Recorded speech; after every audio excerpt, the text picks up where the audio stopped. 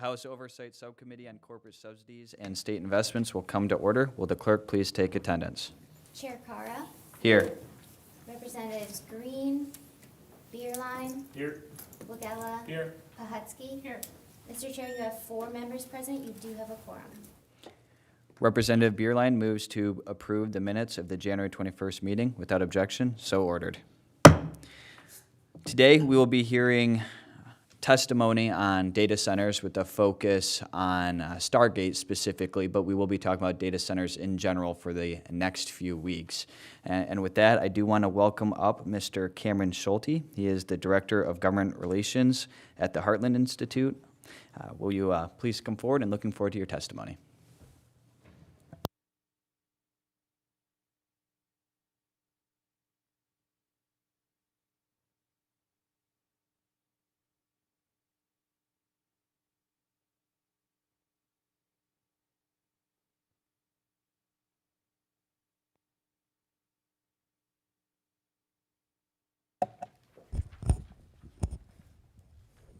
I think we're all set. Good morning, Mr. Chairman. Thank you for inviting us this morning, members of the committee. My name is Cameron Sholty. I'm the Director of Government Relations at the Heartland Institute. Heartland Institute is a national nonprofit organization, think tank out of Chicagoland. We have been around for 40 years, and we work to explore and address challenges faced from a free market perspective. And this is the issue of data centers, energy consumption, and AI has been something we've been focused on for a few years now.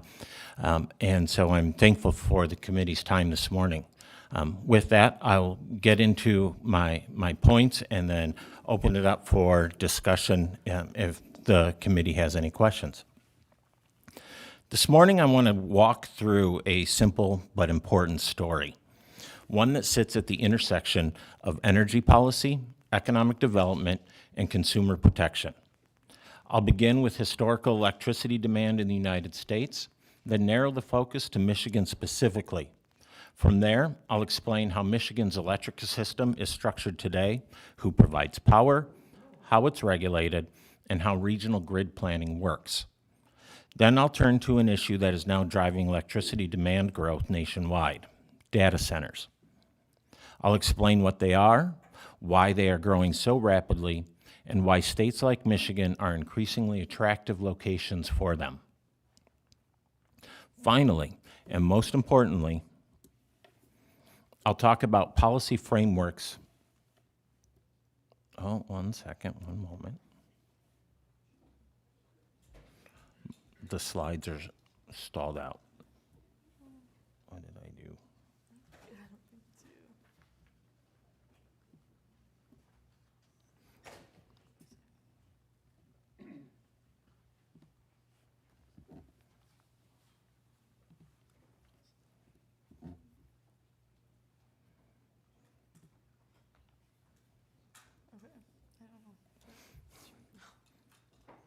All right, sorry about that.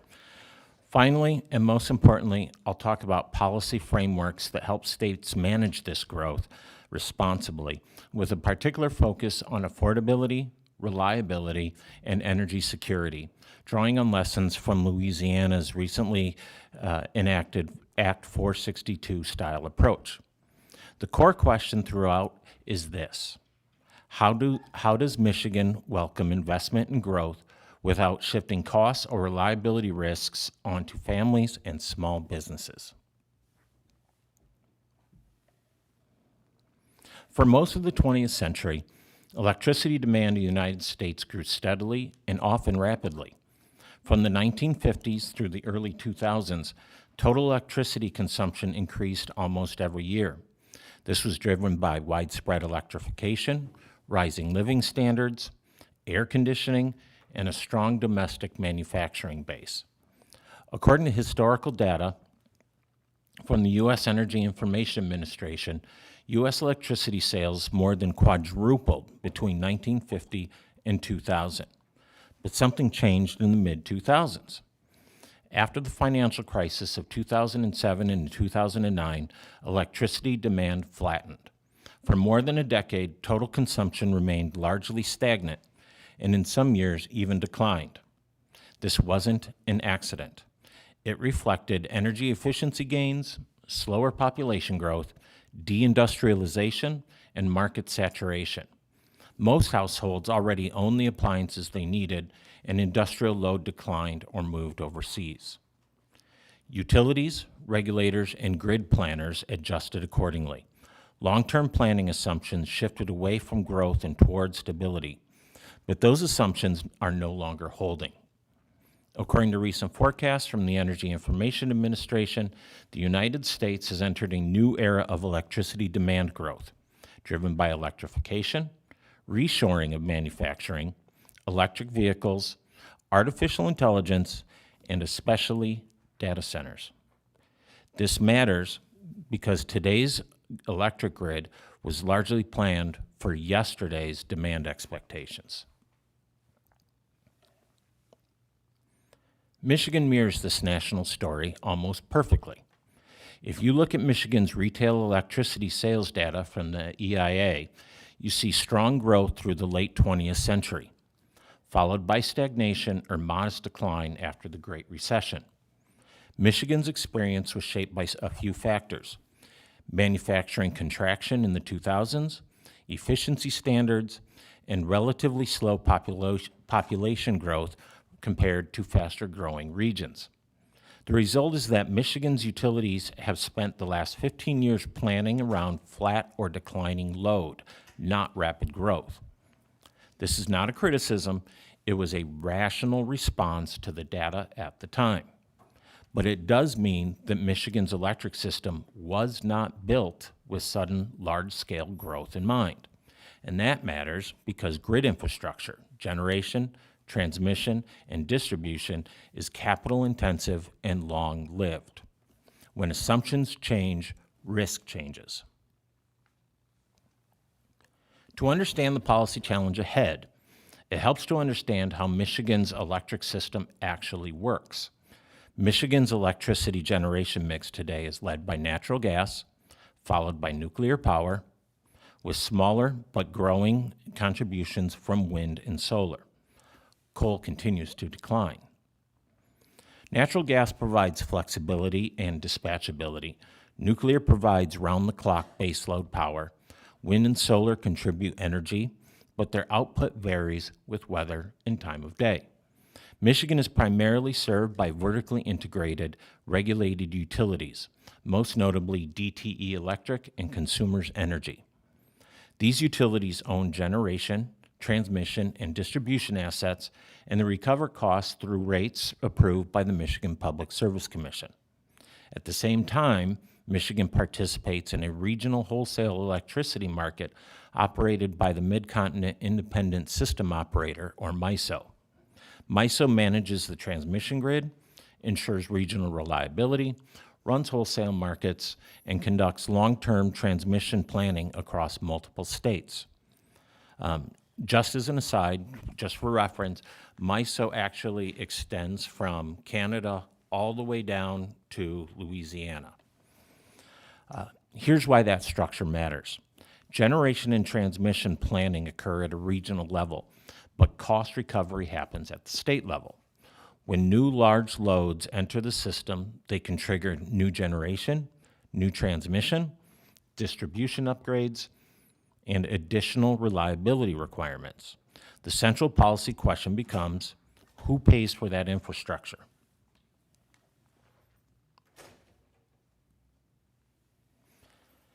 This brings us to data centers. And this may be elementary, so if the committee needs me to skip this in the interest of time, I'm happy to. But a data center is a facility that houses servers, networking equipment, and data storage systems.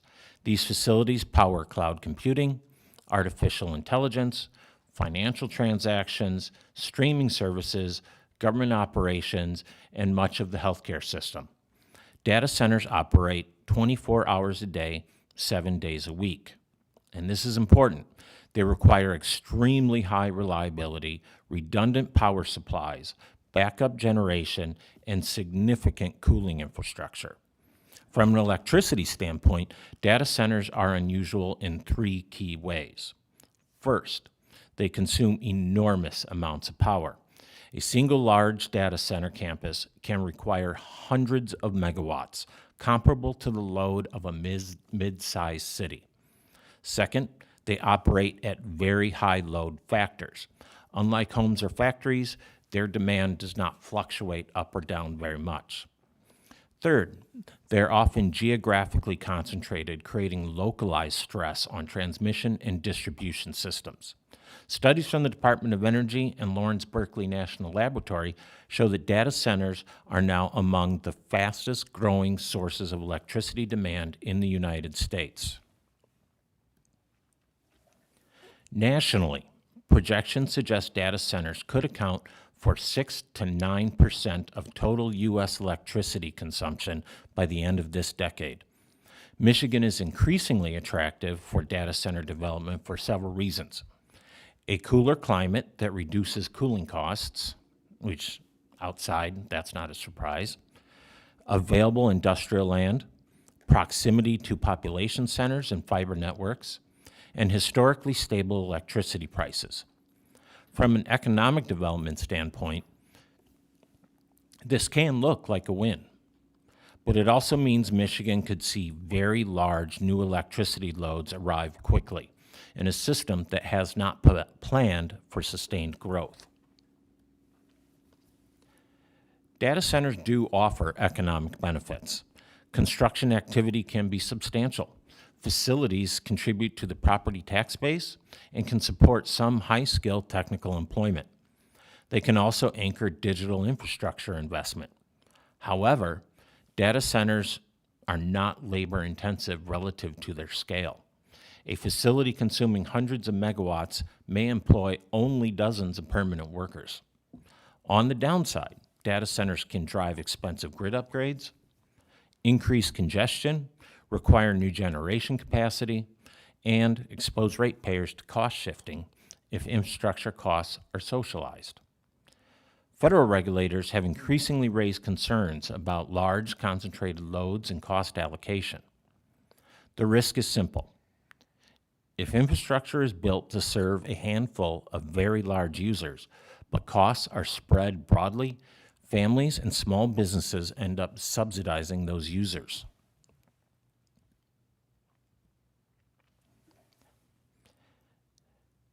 Most states are not ignoring this issue.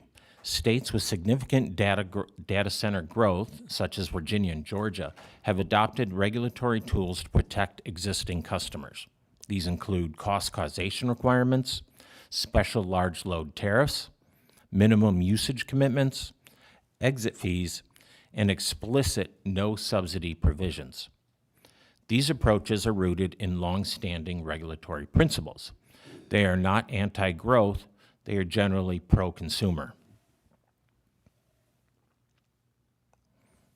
This brings us to the final question. How can Michigan apply these lessons proactively? Louisiana's Act 462 provides a useful model, not because Michigan should copy Louisiana wholesale, but because the framework is built around three principles that matter right now: affordability, reliability, and energy security. First, affordability.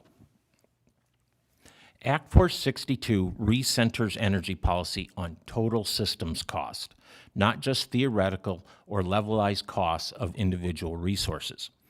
It recognizes that electricity affordability depends on the entire system: backup generation, transmission, grid balancing, reliability services. For Michigan, this is critical as data centers and other large loads emerge. An Act 462-style framework reinforces the principle that costs should follow causation. If a new load requires infrastructure, that infrastructure should not automatically be socialized across all customers. That protects residential and small business ratepayers without discouraging investment. Reliability. Act 462 places explicit emphasis on dispatchable, dependable generation and real-world performance. Michigan's climate includes extreme cold, winter peaks, and conditions where intermittent resources may underperform. Data centers demand extraordinary reliability. A framework that prioritizes capacity value, fuel security, and firm generation helps ensure that load growth does not erode system resilience. Reliability failures are not abstract.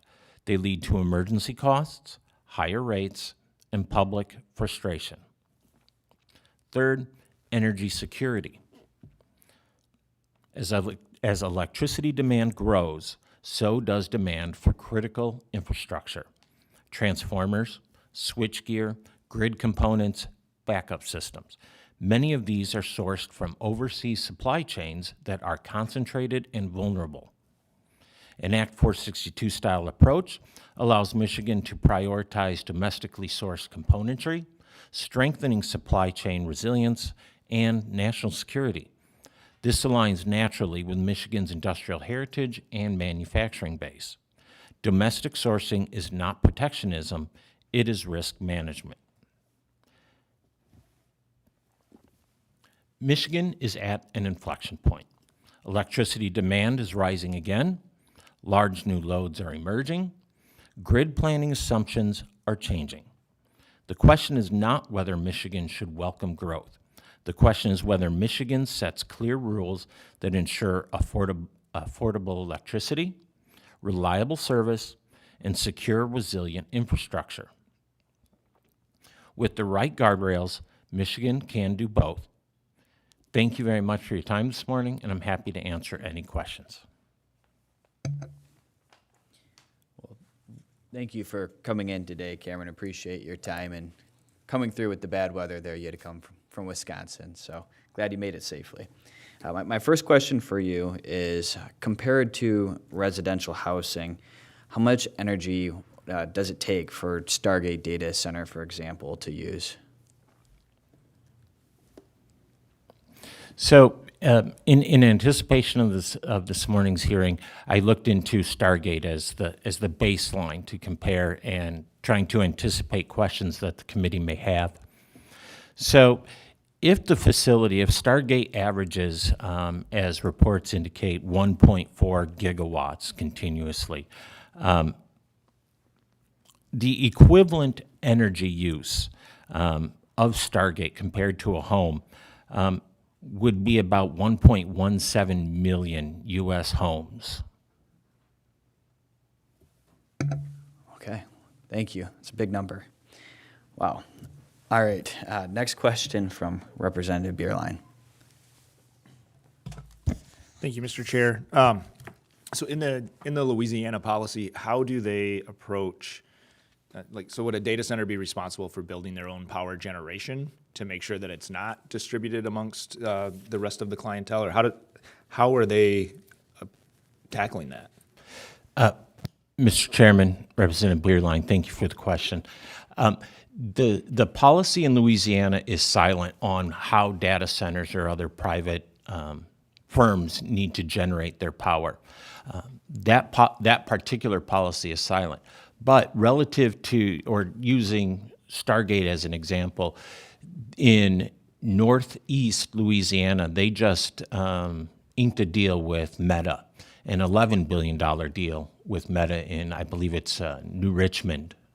And some of the parameters that they put on that deal was 3 new generation facilities, and 2 of them were behind the meter, as in on-site, and they're going, and Meta intends, so far as I've been able to tell, and it hasn't changed, are going to be natural gas generation because of the need for dispatchable energy. The third generation facility is going to be connected to the grid, and they've again, the parameters of that deal basically outline very few subsidies, if any, if I'm recalling correctly, and that any surplus energy generated would be sold back to the grid at wholesale rates. You mentioned earlier, compared to over 1 million houses just for Stargate Data Center alone. I'm just trying to contextualize that in terms of, say, solar panels, for example. How many acres of solar panels would we need to generate the needed power in this circumstance. So I did a little math on anticipating that question. I did a little math. The acreage, if I did my math correctly, the industry standard is about 5 to 7 acres per megawatt of generation. So at that rate, on the low end, if you were to power Stargate with solar, it would be about 27,000 to 31,000 acres, a little over half the size of Detroit. Okay, thank you. Next question from Representative Pohutsky. Thank you, Mr. Chair. Thank you for being here. I wanted to go back to something that you had mentioned about part of the reason that data centers are trying to put down roots here being historically stable energy costs.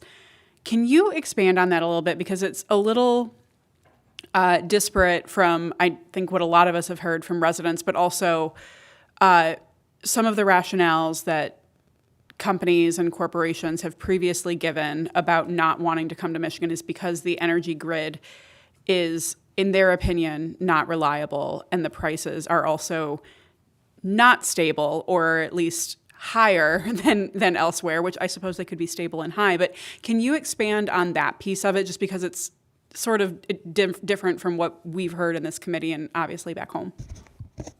Yes, thank you, Mr. Chairman, Representative. Thank you for the question. So if you're looking at Michigan relative to the rest of the United States, it tracks. I think I had that up on one of the slides. It tracks almost identical, right? The demand, the growth of demand tracks. I'm guessing, without speaking for the industry interests that you've spoken with, my guess is that their concerns are the aging infrastructure of the grid, and similarly, that, and as I made note of that, when the grid planning was based on stable demand, and if you're going to put this much data center and new growth load onto that grid, Sure. it will be stressed and be expensive. But then this also gets to electricity rates, what utility bills that consumers Right. are paying, right? So in that case, I believe it's about double over the last 20 or 30 years, rates have increased, and that's just matching demand. Those increases are matching demand. And so again, from a policy perspective, as a lawmaker, as a policymaker, I think it behooves policymakers to look at ensuring affordability of energy, right? And looking at those sources that can deliver that reliability and that affordability factor.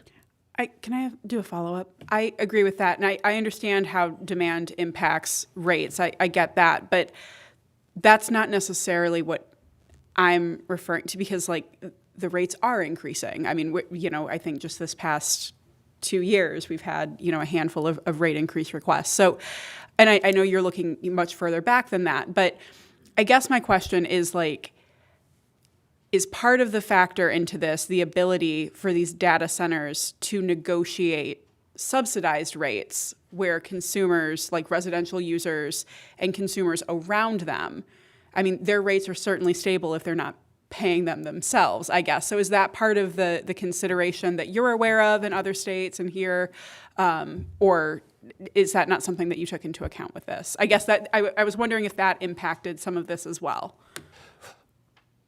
Mr. Chairman, Representative, thank you for the question.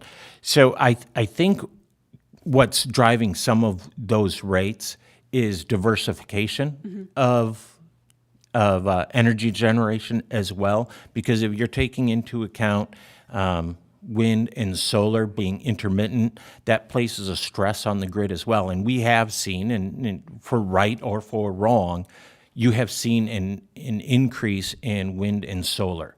And then if you're looking at wholesale rates across MISO that are selling electricity across the entire region, you're looking, or rather the impact of that is going to be sans subsidies. You're going to have those rate increases as they diversify the grid, because if it was entirely natural gas, it's going to be a lower price increase. But wind and solar are inherently more expensive generation sources with not the commensurate reliability. So there's that projection and calculation into those rate increases. Sure. I'm guessing without seeing those I'm not cases at the asking your DSC. opinion about why rates are increasing, and I don't really feel like I'm getting an answer, but I appreciate the conversation. Thank you. Yeah, I had a similar question. I feel like you did kind of answer it a little bit there, Cameron, but just, looking at the last couple of years, maybe not decades, is it true that utility bills have been going up for ratepayers in just the last few recent years? And then looking forward, we hear arguments that the data centers won't increase people's rates. Is it possible that we're kind of blaming or pushing the shift off on other things for the excuse for why utilities went up, when in reality the data centers are going to push a burden over to ratepayers? What are your thoughts? So as I looked at this in anticipation of today, Mr. Chairman, kind of based on the most Michigan specific near-term load growth that I can find, based in the numbers I found were from the Union of Concerned Scientists, I think a conservative estimate may be roughly at about an 18 to 24% increase in total electricity demand, say by 2030. And that's relative to 2024, 2025 data. That turns out to be a compound growth rate of about 3 to 4% per year from now to 2030. The reality is that data centers are the key near-term driver of that cost, accounting for probably about 40 to 50% of the demand growth over the same time period. Thank you. Looks like we have a question from Minority Vice Chair Wagella. Thank you, Mr. Chair. Thank you for being here. I think you had a slide, I don't know if you could go to it, where you were talking about the total percentage of electricity output increasing over time. And I just had some questions on this, because my understanding with Stargate is that one project alone would increase DTE's energy output by 25% their electricity. Was the language used. It was their total electric load by 25%. So I guess my worry is that these might be like really conservative estimates, and that we might see the actual use of electricity for data centers be way bigger than this, because we're seeing dozens of projects come across the state. And if that one project is increasing the electricity load for DTE, and I know there's DTE and consumers and several municipality utility companies. But I just wonder if you could talk about that, and then also talk about that in the context of, Stargate's projected to have 400 permanent jobs, I think. We're talking about a massive increase on the grid for 400 permanent jobs, when in the state of Michigan, we have, I think, something like 4.5 to 5 million jobs. So just talking about the energy usage per job basis compared to the rest of the market, I guess. Mr. Chairman, Representative, thank you for the question. So if I'm understanding the question correctly, and if I'm not, please correct me. So Stargate, as I understand it, is going to be a 1.4 gigawatt project at about a $7 billion value. You've got, I think they said, I saw 1,400 short-term construction jobs, and then the 400 residual jobs to work at said facility. I think to your point, Representative, is that as policymakers, it is your job is to balance, right, the demand for the energy and the potential benefits of those jobs versus ensuring that Michiganders, ratepayers, are protected. If those costs do overrun, or if that demand on the grid exceeds the 1.4 gig demand. So it is that balance in putting guardrails, protecting ratepayers. And how to do that, there's several ways to do that. Several states have done that. Virginia has explored that. With my home state of Wisconsin is exploring how to do that. And it's really how you how the utilities contract with the data centers. You have, I believe Stargate is OpenAI, and they negotiated with DTE for a 19-year contract and worked to put guardrails protecting ratepayers in place. And you do want to make sure that early closure or cost overruns those costs are not borne by small business and residential ratepayers. And my kind of a follow-up question, in other states that have been seeing these like massive increases in data centers coming to their states, that is a bigger burden on the grid. And what we've seen in Michigan, at least in my district, is, it's a very working class district, and whenever it seems like somebody sneezes, the power goes out and people are out for days. In the event that there is a storm or there are problems with the infrastructure, where have you seen in other states have the electric companies sent the power or resources to first? I mean, this is going to be 25% of the grid. It's going to be powering one of the most, I think, one of the most growing industries, which is terrifying in other ways with AI. But my point is, who is DTE going to protect in those situations? Working class people of Michigan or these big companies? Mr. Chairman, Representative, thank you for that question. And I think this is a very, very, very important question. And one of the challenges, and again, this is a question for policymakers, and I'm happy to try to inform that discussion, but there is data centers are now interconnected into our daily lives quite thoroughly. I mean, when we're talking about just in that particular scenario, your 911 call centers are likely dependent on outside data and services. Local hospitals are very intense consumers of data center information and AI. So there needs to be a discussion, and I'm sure that, I can't be sure, but I would hope rather that DTE is prioritizing essential services in the case of blackouts, brownouts, or other emergencies. But you're right to be concerned that, your blue-collar district, your John DE consumers and AEP as well. And so I think it's very, very critical that those parameters and those expectations are set by policymakers. Last term, legislation was enacted to give a carve-out for sales and use tax exemptions for data centers.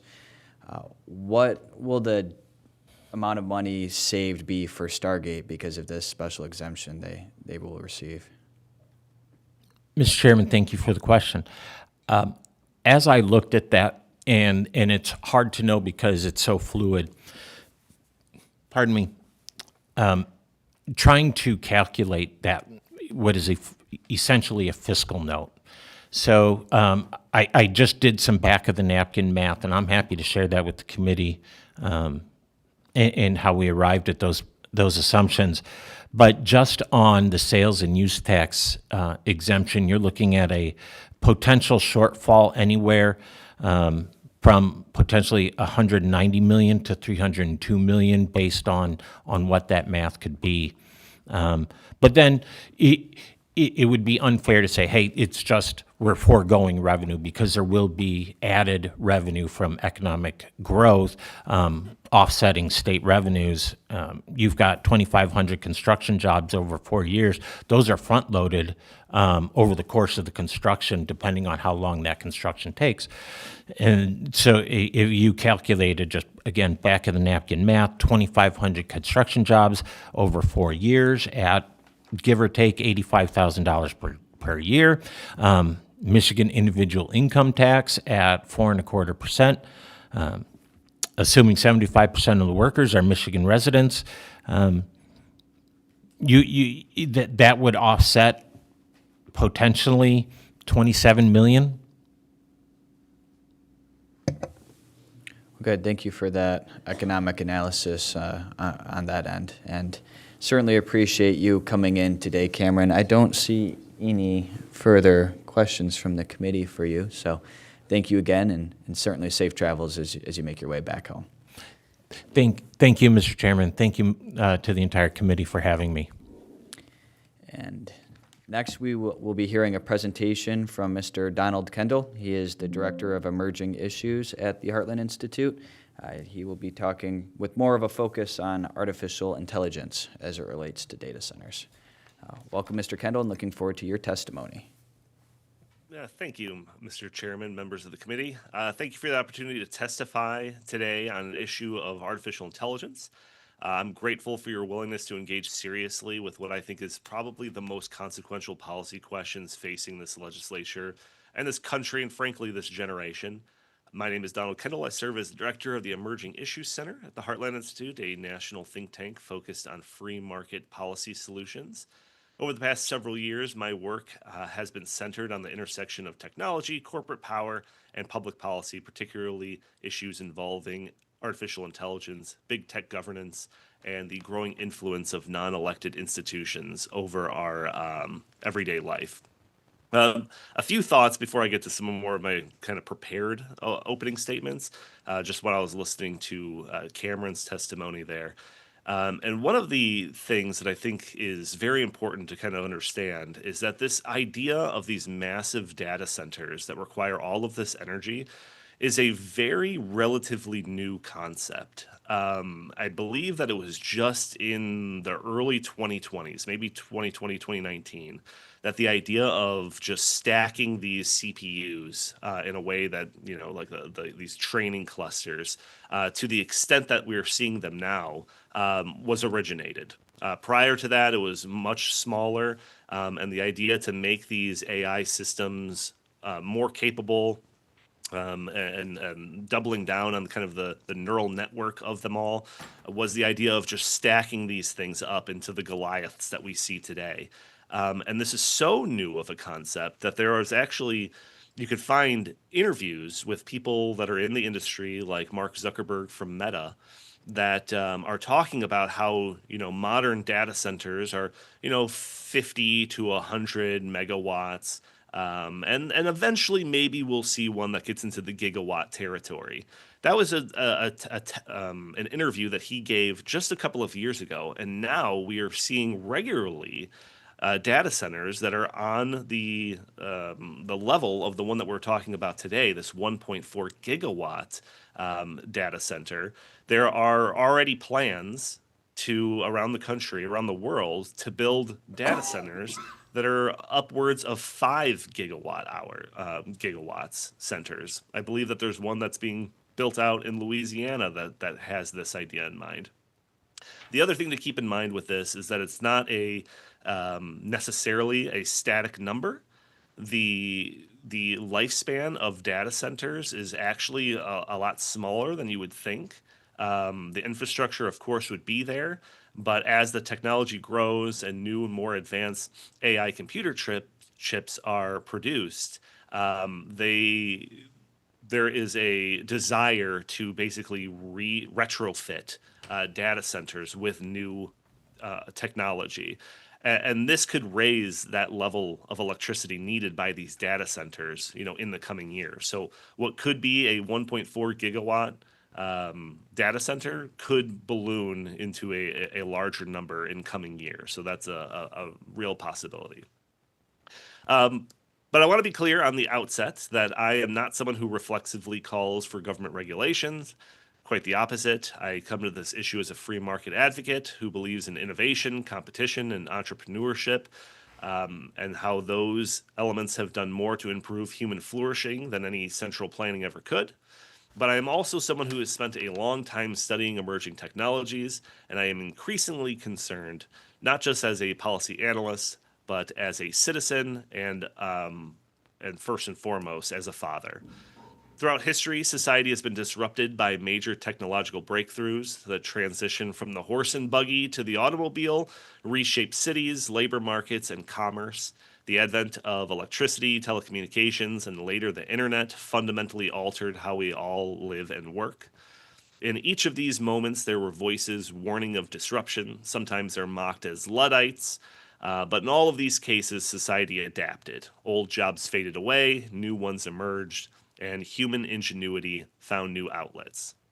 But I believe that artificial intelligence revolution is fundamentally different. Different in terms of the scale and different in terms of the speed. Unlike past technological shifts, AI is not arriving gradually over generations. It is advancing exponentially, improving itself, and being developed simultaneously across basically every sector of society. White-collar jobs, creative work, administrative functions, legal research, education, healthcare, these are all considered roles that were insulated from automation, but now they are directly in the path of this AI revolution. And that speed matters because when change happens faster than society can adapt, people might be left scrambling to figure out where they fit into this new model.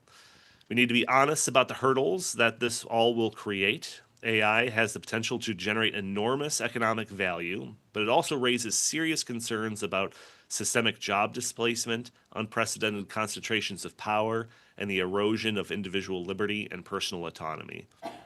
And that brings me to the second layer of this issue that cannot be ignored. We are living in a time when a small number of large corporations, particularly in the technology sector, exercise extraordinary influence over what we read, what we see, what we hear, and increasingly how we think. These firms act as gatekeepers to information, communication, and now intelligence itself. My background includes extensive work on the ESG mandates, the environmental, social, and governance mandates, and big tech censorship, two areas where corporate power has been used coercively, in my opinion. In both cases, powerful institutions demonstrated a willingness to press their thumbs down on the scales to tilt markets, speech, and culture in preferred ideological directions. That experience has admittedly shaped my worldview when it comes to AI. There's already signs that artificial intelligence models reflect the assumptions, values, and priorities of those companies that built it. And in some cases, we already know that ideological framework has been embedded directly into the foundations of major AI models, often without transparency, accountability, or meaningful public consent. When intelligence itself becomes centralized, when access to knowledge, reasoning, and digital labor is mediated by a handful of corporations, the risks are potentially structural. My core philosophy on this issue is shaped by recent lessons that we've all lived through. If we go back to the days of social media, when people could see the great things that were made possible by this new technology, the ability to communicate with people around the world, share your experiences with others, stay in touch with friends and family, everything that was positive that came along with social media. But over time, we also learned about the downsides, rising rates of anxiety, depression, loneliness, especially amongst young people, addiction and sleep disruption, harassment, social fragmentation. But by the time that these harms of social media were widely recognized and studied, social media was already deeply embedded into society. Course correction became extraordinarily difficult. So AI presents us with a rare opportunity to do better. If we remain proactive, if we acknowledge potential maleffects early rather than dismissing them, we stand a better chance of mitigating harm before it becomes systemic and irreversible. That doesn't mean we have to panic. It does mean, it also does not mean stifling innovation, but it does mean humility, vigilance, and the willingness to ask hard questions about the technology before that technology outruns our institutions. The choices made by state legislators in the coming years will matter. States have historically served as laboratories for policy, and Michigan has the opportunity to help shape how we navigate these challenges associated with this new technological revolution. The idea that this Stargate 1.4 gigawatt data center is going to be built in your state basically gives you a bigger seat at the table when it comes to the evolution of regulations and guardrails that are associated with this new technological revolution. So my goal is not to necessarily offer all of the answers, but it's to encourage serious, clear-eyed deliberation, present some of the concerns that I have from my vantage point, and provide information that I've gathered in my experience in this field as it relates to artificial intelligence. Thank you again for the opportunity to testify, and I look forward to any questions you may have. Thank you, Donald. Appreciate you coming on to testify and your expertise on this issue. My first question I have for you is, according to a McKinsey report, 30% of current jobs in the United States will be replaced by artificial intelligence by the year 2030. How will this impact the ability of able-bodied people to be properly compensated for the fruits of their labor in society? Yes, thank you, Mr. Chairman, for the question. This is a very big concern of mine. I've been trying to keep an eye on this as this, AI revolution takes hold. There is a lot of kind of conflicting information about this. There's studies that are out that suggest worse numbers than the one that you just cited there. There's other ones that suggest that it won't be as bad. When it comes to the job displacement that we are already seeing, there are signs that it is starting to impact new hires. So we're talking about people that are just coming out of the college, higher education, and not being able to find these kind of lower level, entry level jobs that have to do with whether it's healthcare or in the legal sphere. So if this trend continues, I think that this is probably a problem that is going to have to be dealt with at maybe multiple levels of government. Absolutely, because I think what you're speaking towards there is there's this concern that some of those entry-level positions can be replaced by artificial intelligence you don't have to worry about them taking time off work. They're very quick. They can provide an assistance where an entry-level person who could eventually be an expert might miss out on that opportunity to get their start and eventually become an expert themselves. So that is a gap that I guess society should make sure that they're prepared for and dealing with. So thank you for touching on that. Next question we have from Minority Vice Chair Wagella. Hi, thanks for being here. First, I doubt there's much that me and you both agree on, but it'd be interesting to hear your perspective on this because we might agree in this area, and I think that's kind of interesting. One of the things that I'm really concerned about, and I think we don't often talk a lot about with this, the data centers that are coming. I don't know if everyone's made the connection that this is what's powering AI, so I appreciate us talking about that, is, essentially there's this really big bubble that's being created in the AI industry. I think huge portions of the S&P 500 are invested in it, and I think we're kind of waiting to see, is this industry going to be profitable or not? And then, I think right now we have to recognize that 3 people have more wealth than the bottom 50% of the globe. So how does this make that situation worse? But my concerns are this: if the bubble bursts, obviously I've lived through several bubble bursts in my life, .com, housing, and I'm only 33. That's a concern, but I'm also maybe even more concerned that if the AI revolution is successful, that means that the industry is then profiting off of taking working class jobs. Or in my mind, something that is not talked about as much is that the potentiality for the industry to profit off of the military industrial complex and then surveillance of Americans or Americans in their workplaces. So I was just wondering if you could talk about some of that. Yes, thank you, Mr. Chairman, and thank you, Representative, for the question. So just on the outset, I do want to say that, when it comes to emerging issues, there isn't necessarily a kind of delineation between the left and the right. The path has not been blazed on these policy issues all that much. So I actually find myself in kind of rare territory when it comes to political, affiliations or anything like that. When it comes to these issues, I think there's a lot of room for consensus and agreement on these issues that are this important. But when it comes to that question, I'm very sympathetic to those concerns, all of those concerns that you raised.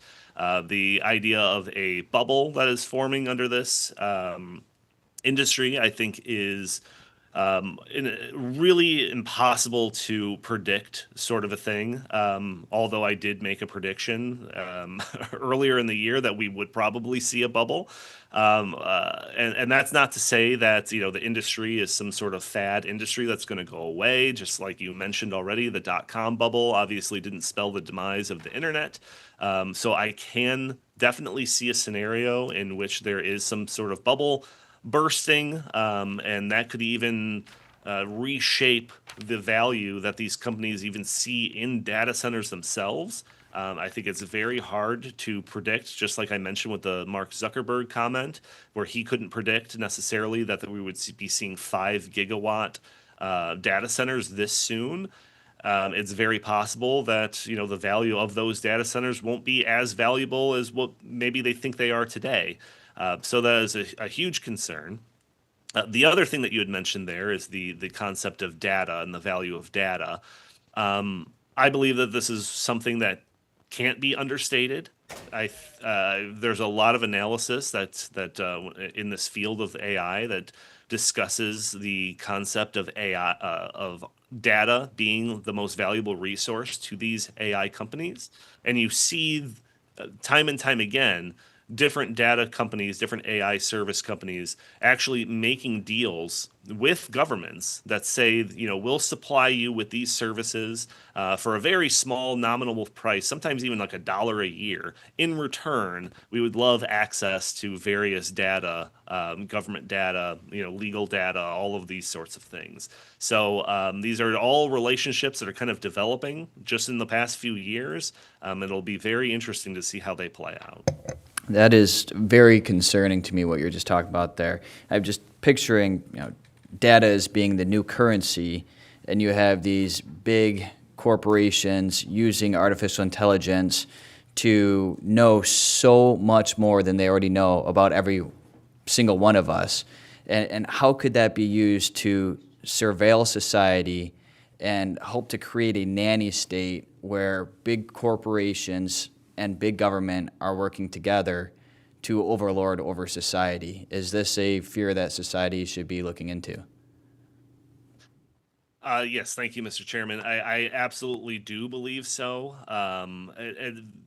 And we could talk about from the level of government using tools like this. We could talk about the level of the federal government using tools like this.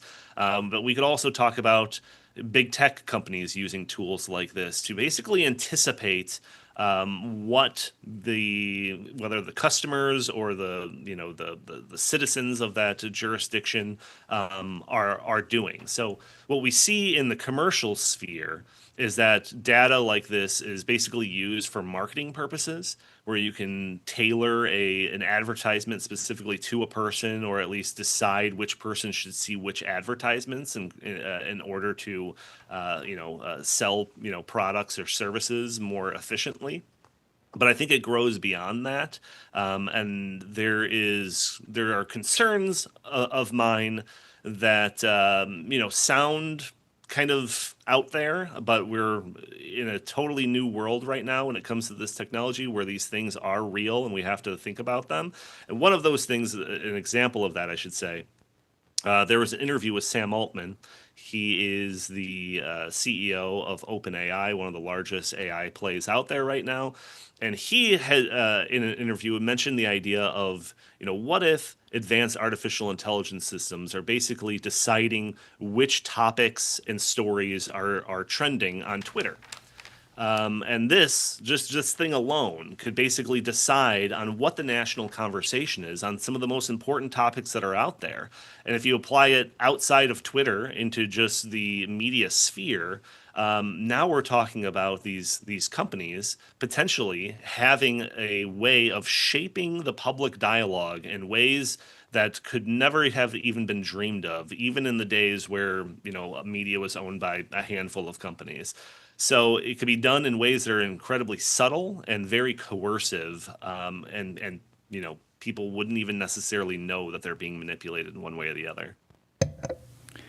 Absolutely. Next question from Vice Chair Green.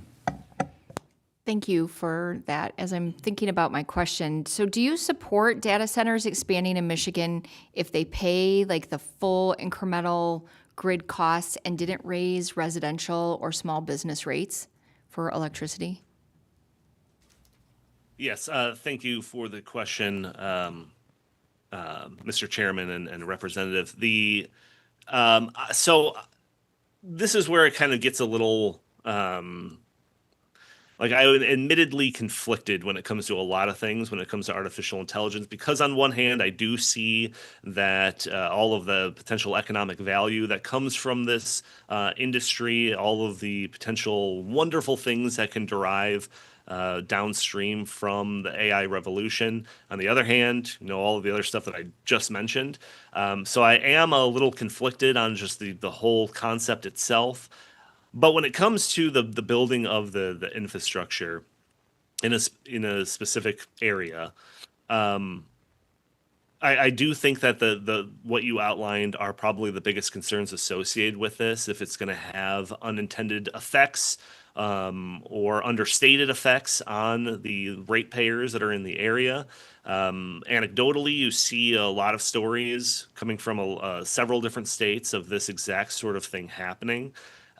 So yes, I am concerned about that to a point where, like keep it out of my state, not in my backyard. I don't think I would necessarily go that far. If it's not built in Michigan, they'll just find another state to build it in. So that there's these big tech companies are just swimming in tons of money, and they're going to build out their center basically one way or the other. It's just, our duty to try to make sure that it doesn't negatively impact, the ratepayers as much as possible.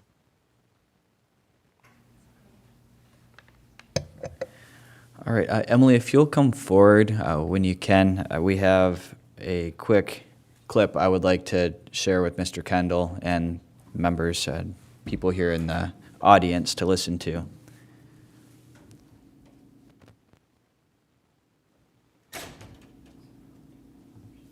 A friend of mine interviewed a lot of the top people at the AI companies, like the very top. And he just came back from that and basically reported back to me and some friends. And he said the following: in the end, a lot of the tech people I talk to, when I really grill them on it, about like why you're doing this, they retreat into number one, determinism.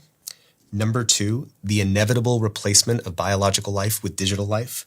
And number three, that being a good thing anyways. At its core, it's an emotional desire to meet and speak to the most intelligent entity that they've ever met. And they have some ego-religious intuition that they'll somehow be a part of it. It's thrilling to start an exciting fire. They feel they'll die either way, so they prefer to light it and see what happens. Tristan Harris is clearly one of the most powerful minds out there on this issue. I just want to know what your thoughts are on what he said there.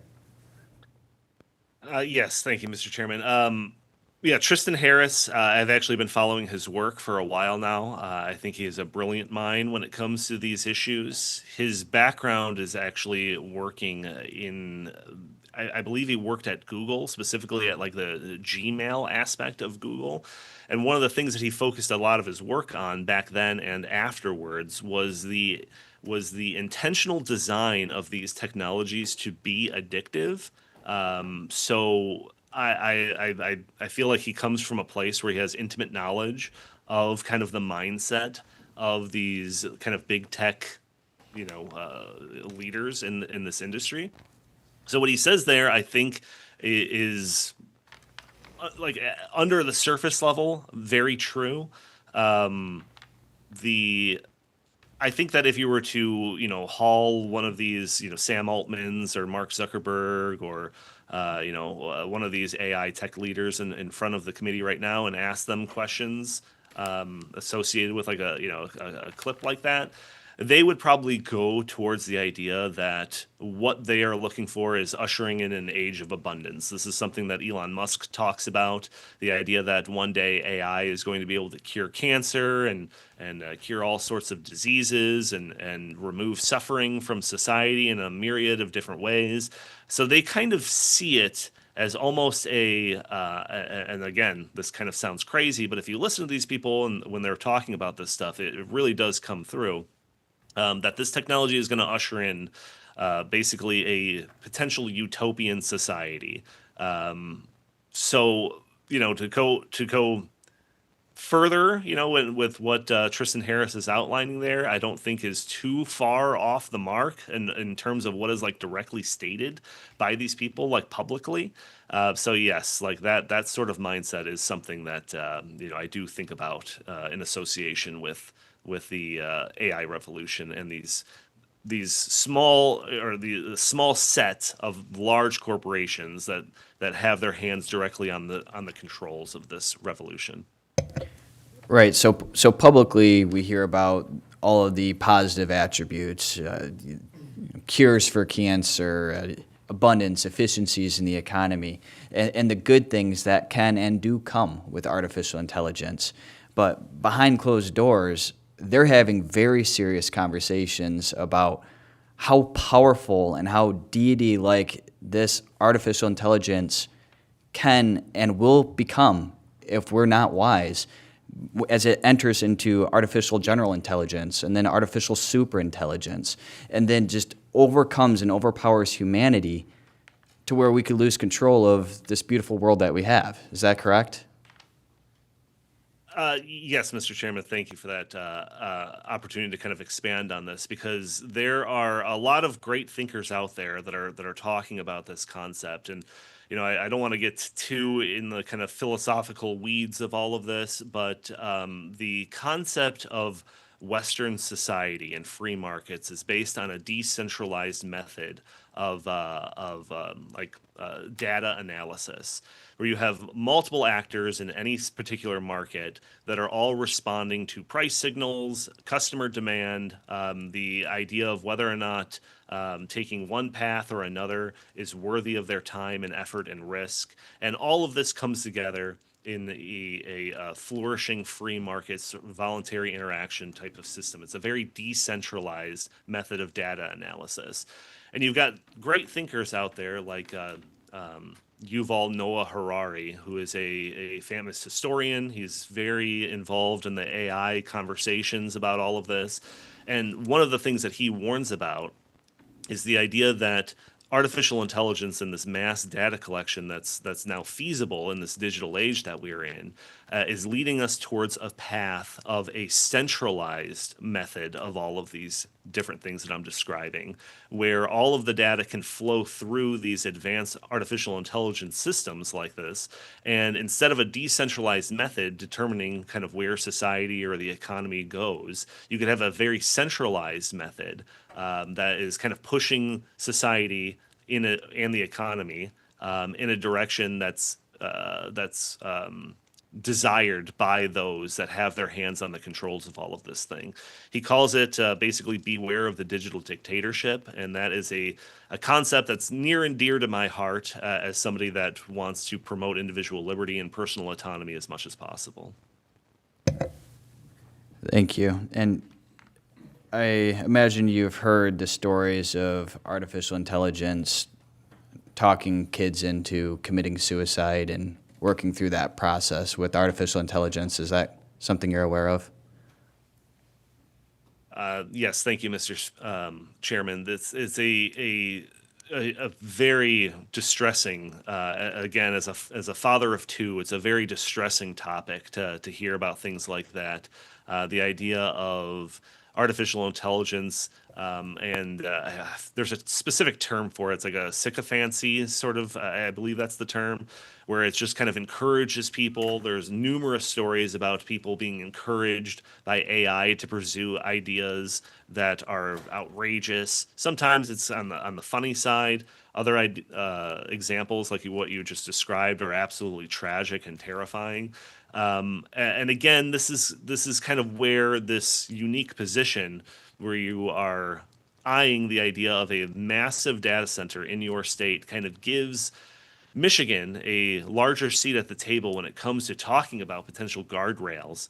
There are many ideas that are floating around in various state legislatures that are trying to reel in or put in guardrails to prevent this exact sort of thing. There are data protection concepts out there, but there's also ideas like one that's currently being floated in Florida right now, what they're kind of calling the AI Bill of Rights.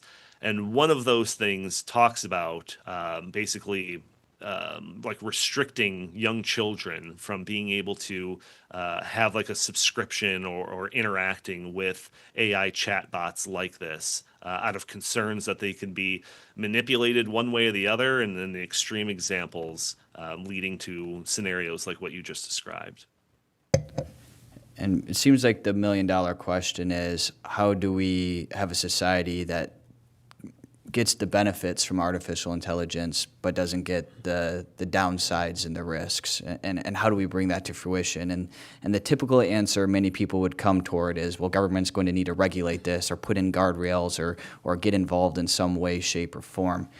I do have a thought, and I'd be curious to hear your perspective on it, and I want to continue to develop it. But the general idea would be an association of ethical artificial intelligence that would be a non-government created body. And I envision Tristan Harris being like somebody who would run something like that, and having his group of 7 or 9 people who are assessing and have so much information about how this risk is a reality.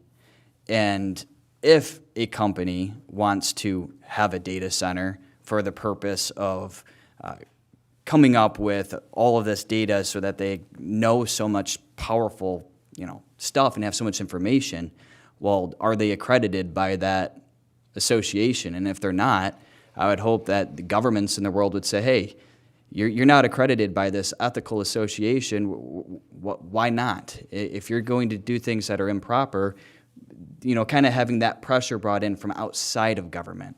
I want to continue to develop this thought, but I don't know, would you recommend regulation, something like that? What should we do to get the best but not get the worst of AI? Yes, thank you, Mr. Chairman. That is a very interesting thought. It's very similar to thoughts that I've been trying to develop as well when it comes to the idea of an ethical, an unbiased, AI models that are rooted in constitutional principles and safeguards. That I think that there is much room for a concept like this. Going back to what I was talking about in regards to ESG, or environmental, social, and governance standard metrics, the idea behind that, which I think is actually very related to artificial intelligence, is that a regular market system, a supplier of a good or service, is basically just reacting to very objective concepts, whether it's demand from consumers, supply and demand constraints when it comes to the products that they're providing, and just the profit motive. All of these things are very objective standards. And what ESG did was trying to replace those objective standards with a set of subjective metrics that gave varying weights to things that, that I think many people can see as important, whether it's environmental degradation, water usage, certain other issues that are in that ESG metric. But what it did was basically turn what was the objective concept of free markets into one that prioritizes subjective metrics. And in this regard, I think that AI, we're seeing a very similar thing. I think when people think about artificial intelligence, they think about it almost like a calculator, where you hit 2 + 2 and you hit the equals button and 4 is spit out. And you could use that calculator to do accounting or other important things, different math, engineering, whatever you wish to do with that objective tool. But what we're seeing is many examples of these AI models that aren't objective. They're very subjective, and they're actually have embedded in them subjective concepts. An extreme example is artificial intelligence that we saw out of China. It was called DeepSeek.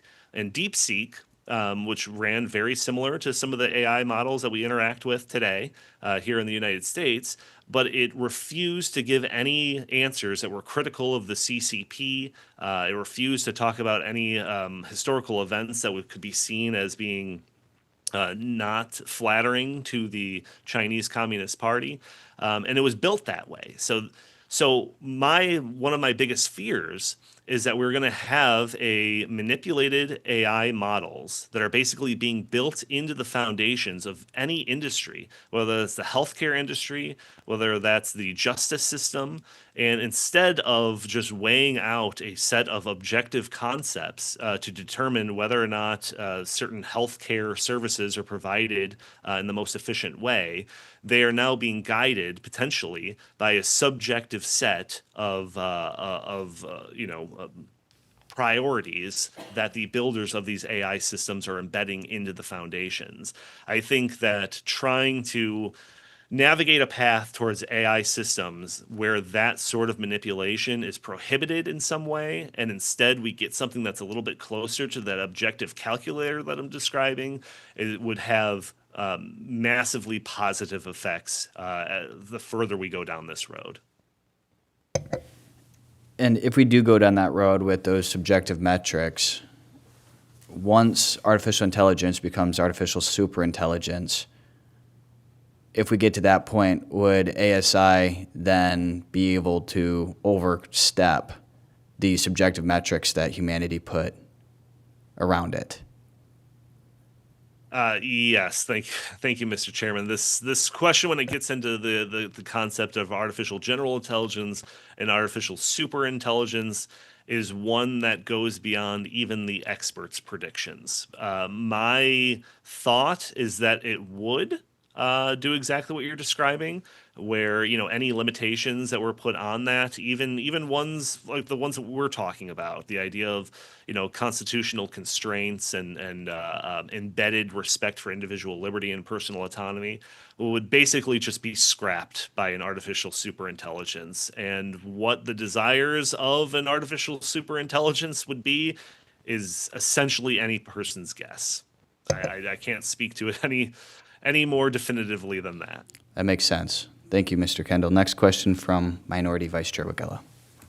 I'll just keep into the same theme. I believe OpenAI's, some of their models have recently been caught lying and the ability to lie, as well as when been asked to shut down, have been caught trying to copy themselves onto servers. I know this sounds really out there. People, if you haven't looked into this, just look into it. It's interesting, I think.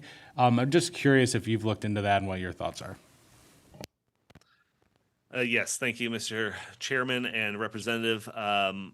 This is something that I've looked into a lot. Another thing that's very important to understand about artificial intelligence and the way that that it exists today is that there is a kind of a black box element to it. Even the programmers that have insight into how it's thinking don't exactly know why it's thinking in the way that it's thinking. The concept of artificial intelligence hallucinating, that's when it comes up. It conjures false information. Sometimes it'll even provide false links and fake publications. This idea of artificial intelligence and why it's hallucinating is still one that kind of eludes even the biggest experts out there. So this concept that you're describing of it being intentionally manipulative or lying or deceitful is also one that's kind of eluding even the biggest experts out there. One of my favorite examples of this was, this is early on, this is a handful of years ago. They had an artificial intelligence, large language model tasked with doing a specific job. And that job required them to go into a website that has that little tick box where you have to prove that you're not a robot. Well, the artificial intelligence was going to fail at this because, you know, it's a robot. It couldn't, you know, click that box or whatever and prove that it wasn't, you know, prove that it was a human. So what the artificial intelligence did was hire somebody from TaskRabbit, which is a website where you could have people do small miscellaneous tasks for a small nominal fee, and hire somebody to access the website on behalf of the artificial intelligence. And the TaskRabbit person thought this was kind of weird and said, "Well, why is that? You're not a robot, are you?" And the programmers of this AI could see the internal thinking of the artificial intelligence, where it was deliberating with itself about whether or not it should directly lie to this TaskRabbit person, and said that if I tell the truth, then I won't be able to succeed in my mission. So I have to lie and tell them that no, I'm just I can't see very well. And the TaskRabbit employee just said, "All right, great," and allowed the AI to access that website. So this is a very small and kind of goofy example of this sort of thing, but there are more stressing examples out there. And yes, I've seen a number of stories that go down this exact path. All right. Well, appreciate you testifying today, Mr. Kendal. And for those of you here, just want to give you an update. Tammy Clark and Krista Megan Kelly will be, they're scheduled to testify next week on February 4th, as well as Sierra Club and a professor from the University of Michigan. We will have several weeks left of testimony on data centers as we hear from experts from a broad swath. We focused on energy and artificial intelligence today. Topics we may get back into in the future from those angles, but we'll look at more of environmental impacts as a big component of next week, and then we'll continue with the weeks ahead. So that's where the committee is, and certainly appreciate Heartland Institute from both Cameron and Donald for your expertise and the time that you've taken to share your thoughts with the committee today.